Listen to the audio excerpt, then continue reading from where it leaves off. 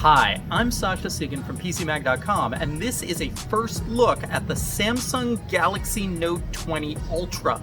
Now, this phone is what the Galaxy S20 Ultra should have been, and considering it costs less than the Galaxy S20 Ultra does, it really seems like a slam dunk at the high end of Samsung's lineup.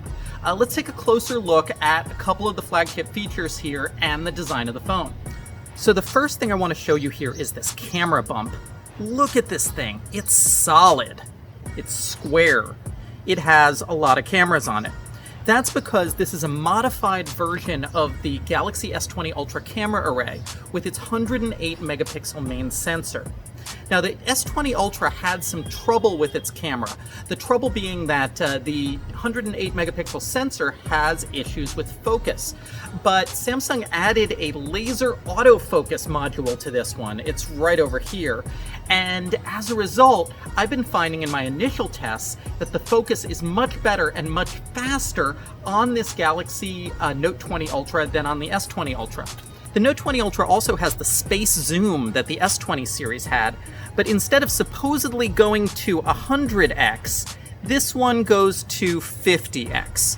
Now, I think that's just expectation management here. The 100x zoom on the Galaxy S20 Ultra was almost impressionistic. It was kind of useless. This is a very similar camera layout, but it's promising less zoom, so it's just putting you in a more realistic context. Now let's take a look around the phone. So we have, of course, the S Pen, and now notice the nice mystic bronze color of this phone. This is one of the new colors, and the S Pen is also mystic bronze. Now there's this new feature where if you hold down the button on the S Pen and you sort of make scribbling motions in the air, it does various things. For instance, I just made a scribble motion and it took a screenshot. So that's a new thing that the S Pen can do. I'm going to put the S Pen back in here. Now you see the USB-C port. Obviously there's no headphone jack, as there hasn't been on Samsung flagship phones for a while. This does have fast charging, it has wireless charging, it has reverse charging. This phone has a 4,500 milliamp hour battery. The smaller Galaxy Note 20 model, which we don't have yet, has a 4,300 milliamp hour battery. On the top, there's the SIM card slot that also has a micro SD memory card slot. This phone comes in 128 and 512 meg storage models. The 128 meg costs $12.99, the 512 meg costs $14.49. Now we've got a 6.9-inch screen here that has 120 Hz refresh rate. Now, of course, you're not going to see it scrolling at 120 Hz on this 30 frame per second video, so you're going to have to trust me on that for now. Now, I did notice one thing, which is that the 120 Hz refresh rate only applies in FHD mode, like on the Galaxy S20 series. If you go to Settings and you go to Display, you find that if I try to switch to WQHD mode, it tells me it can't do 120 Hz. Now that's a pity because the 120 Hz screen on this device actually also connects to the S Pen.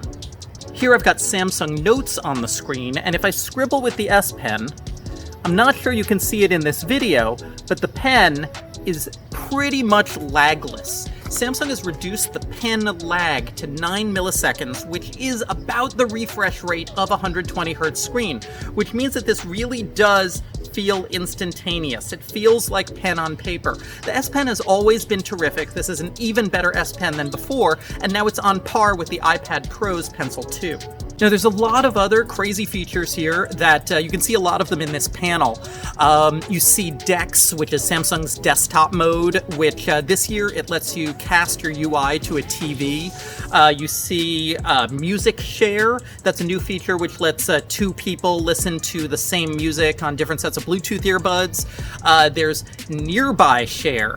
That's a new one. That uses the new UWB chip in this phone to let you beam files to other Note 20 devices by aiming them at each other. I'm not quite sure why this is much better than regular Wi-Fi direct sharing, but we'll find out when we have a couple of Note 20s around. Then, of course, there's enhancements to link to Windows. Now, Samsung has kind of become the Microsoft alternative to Apple's ecosystem of iPhones to Macs to iPads. And Link to Windows is going to let you mirror applications on your Note 20 on your Windows PC, as well as get notifications, as well as drag and drop files. And that's really cool for Windows owners.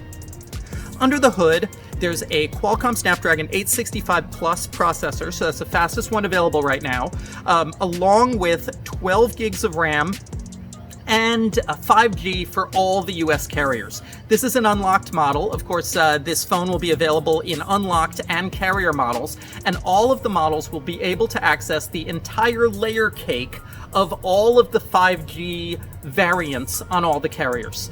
This is a relatively rare feature right now. Most phones don't have both high band and low band for AT&T and T-Mobile, and so this joins the S20 in being able to do that.